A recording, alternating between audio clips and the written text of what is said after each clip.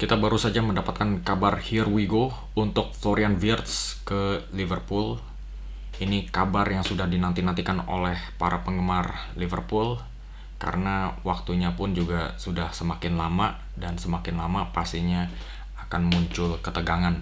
Apakah Liverpool akhirnya dealnya off juga buat Florian Wirtz yang memang sudah nggak sabar untuk bergabung.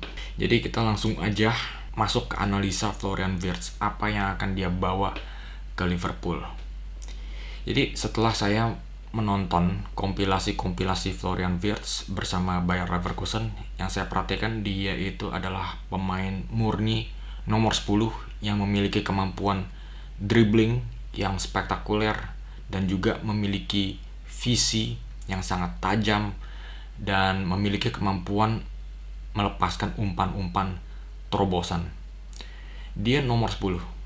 Dan nomor 10 itu ada banyak profilnya. Ada yang macam Kevin De Bruyne yang umpan-umpannya spektakuler seperti David Beckham, tapi kemampuan dribblingnya mungkin nggak sebagus dengan pemain-pemain lainnya. Dia nggak begitu cerdik di ruang-ruang sempit seperti Eden Hazard seperti itu.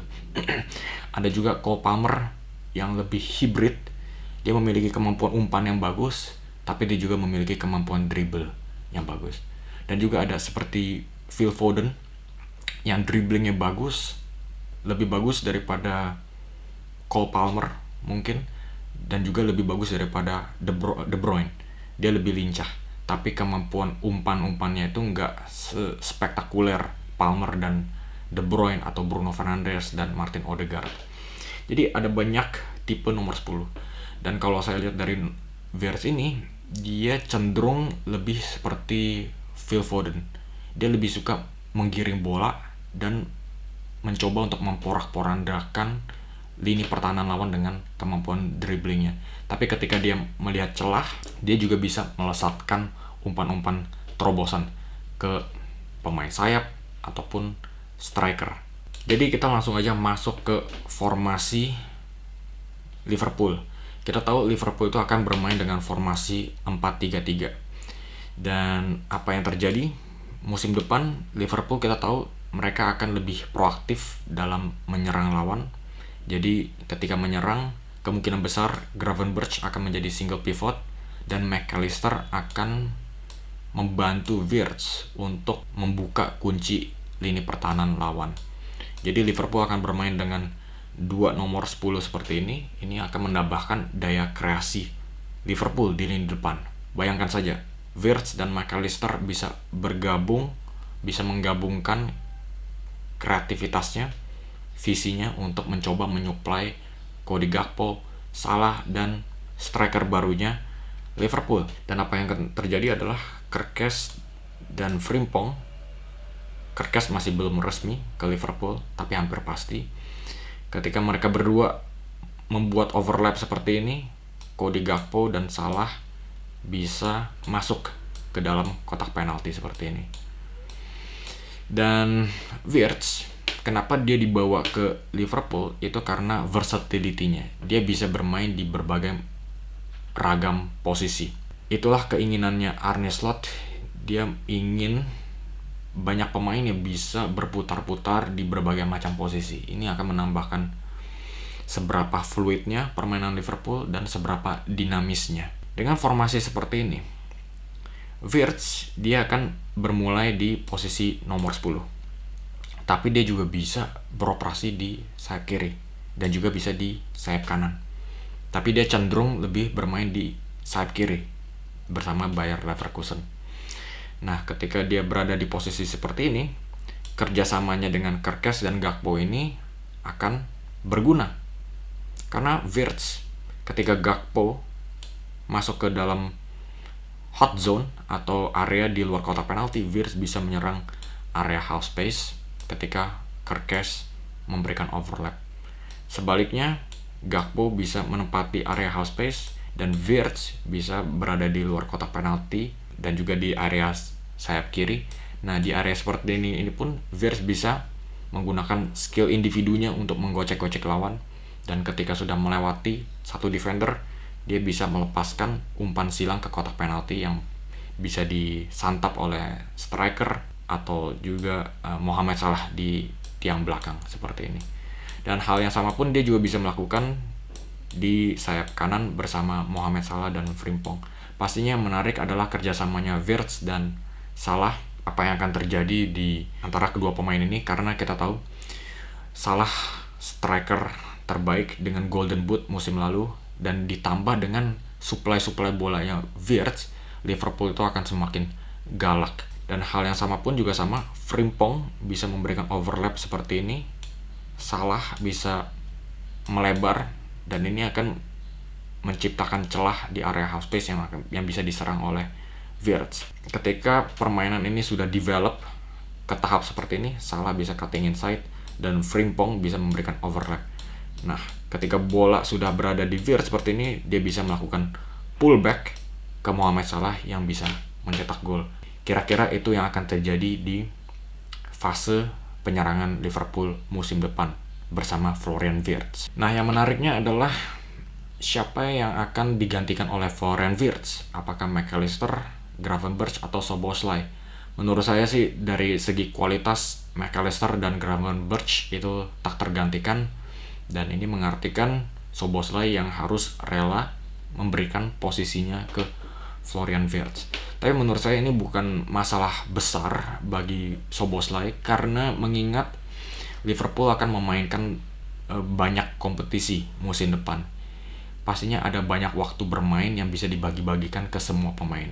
Ini mungkin bisa menambahkan kemampuan Liverpool dalam merotasikan pemain. Ini adalah hal yang positif, bukan nilai minus. Ketika Szoboszlai, pemain yang cukup bagus, itu harus dicadangkan. Nah, kalau kita lihat dari statistik Florian Wirtz bersama Bayer Leverkusen musim lalu di Liga Champions, dia mencetak 6 gol dan mencatat 1 assist dalam 9 laga. Ini adalah kontribusi yang sangat bagus. Hanya bermain 9 laga tapi sudah bisa menggelondorkan 6 gol dan 1 assist. Dan yang harus kita lihat adalah passing accuracy-nya atau akurasi umpannya 88,3%. Kita harus mengingat gaya permainan Florian Wirtz itu dia lebih mengandalkan umpan-umpan progresif atau umpan-umpan yang beresiko kehilangan bola daripada umpan-umpan yang ke samping atau umpan-umpan yang ke belakang yang lebih bersifat hati-hati. Nah, biasanya umpan-umpan progresif ini akan menurunkan akurasi umpannya. Nah, apa yang terjadi? Wirtz sama sekali tidak menurun dalam akurasinya. Tetap sehat di 88%. Di Bundesliga, nah dalam 25 laga dia berhasil mencetak 10 gol dan 12 assist. Kita juga harus mengingat Bayer Leverkusen musim lalu itu nggak sebagus dengan musim sebelumnya ketika mereka menjuarai Bundesliga. Dan biasanya ketika sebuah tim itu nggak berfungsi dengan baik, pemain andalannya pun juga ikut menurun. Itu biasanya pemain biasa-biasa saja. Tapi Florian Wirtz itu pemain yang kelas dunia. Ketika seluruh skuadnya itu menurun, dia tetap bisa mempertahankan level konsistensinya. Itu bisa terlihat dari jumlah gol dan assist yang berhasil dia catat. Nah, ini juga rating yang kita bisa lihat dari whoscored.com. Kalian bisa ngecek sendiri. Kita bisa lihat berbagai macam posisi yang bisa dimainkan oleh Florian Wirtz. Dia bisa bermain sebagai nomor 10, sayap kiri, sayap kanan, dan jadi false nine. Dan kalau kita lihat dari jumlah laganya di sini, dia lebih sering bermain di posisi tengah, 30 laga, di sayap kiri 5, false nine 5, sayap kanan 3. Jadi dia itu selain posisi nomor 10, dia lebih sering bermain sebagai sayap kiri dan juga false nine. Sekali lagi, ini salah satu alasan terbesar kenapa Arne Slot memilih Florian Wirtz, karena dia bisa bermain di berbagai macam posisi. Nah, juga ini adalah statistik yang membandingkan Florian Wirtz dengan pemain-pemain lainnya yang bermain di posisi yang sama, yaitu gelandang menyerang di 5 liga terbaik di dunia, yaitu Premier League, Bundesliga, La Liga, Ligue 1, dan sebagainya. Nah, ini kita membandingkan Wirtz dengan pemain-pemain gelandang menyerang lainnya. Non-penalty goals atau gol yang bukan penalti, dia berada di 80 percentile. Nah, kalau persentalnya ini 80, ini mengartikan Wirtz berada di 20% teratas. Shots totalnya berada di 80 persentil, 20%. Jadi dia lumayan sering melesatkan tembakan-tembakan. Nah, kalau saya lihat tembakan-tembakan itu berada di luar kotak penalti dan juga di dalam kotak penalti. Dan kalau kita membicarakan gelandang menyerang, kita harus melihat produktivitas asisnya. Dan dalam soal asis, dia berada di 91 persental, yaitu 9% teratas. Dan yang paling menariknya adalah shot creating actions-nya, 93 persental. Apa yang dimaksud dengan shot creating actions? Ini adalah perbuatan-perbuatan yang menciptakan tembakan. Aksi-aksi ini bisa saja umpan-umpan manis, atau dribbling-dribbling, atau mungkin juga bisa turnover ketika dia melakukan pressure atau crossing. Jadi semua aksi-aksi ini berada di bawah kategori shot creating actions, dan Wirtz berada di 93 persentil. Dalam soal umpan-umpan, dia berada 98.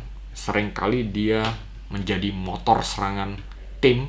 Itu bisa dilihat dari seberapa banyak umpannya ini. Dan yang menariknya adalah seberapa banyak progressive passesnya. Dia berada di 93 persentil. Jadi dia itu seringkali menjadi pemain andalan di mana titik tumpu kreativitasnya berada di pundaknya Wirtz. Dan yang menariknya juga adalah successful take-ons, atau jumlah defender yang berhasil dia lewati. Dalam tiap laga, dia melewati 2,89 defender. Dan soal take-ons, dia berada di posisi 96 persentil. Jadi begitulah rangkuman analisis Florian Wirtz. Menurut saya ini walaupun sangat mahal bagi Liverpool, tapi kita harus ingat, Florian Wirtz sekarang adalah salah satu pemain terbaik di dunia. Dan Liverpool bisa menggayat pemain sebagus ini, nggak cuma bagus dalam soal squadnya, tapi juga bagus dalam soal penarikan pemain lainnya. Jadi sebelum kita berpisah, kalian juga bisa kasih komen di bawah. Menurut kalian, apakah Wirtz bakalan cocok dengan gaya permainan Liverpool dan Arne Slot? Dan mungkin dengan transfer fee sebesar 150 juta euro ini pastinya juga akan membawakan pressure yang sangat tinggi. Apakah ini akan memberikan dampak yang negatif buat Florian Wirtz? Terima kasih sudah menyaksikan sampai ke akhir video. Jangan lupa klik like dan subscribe. Sampai jumpa di video selanjutnya.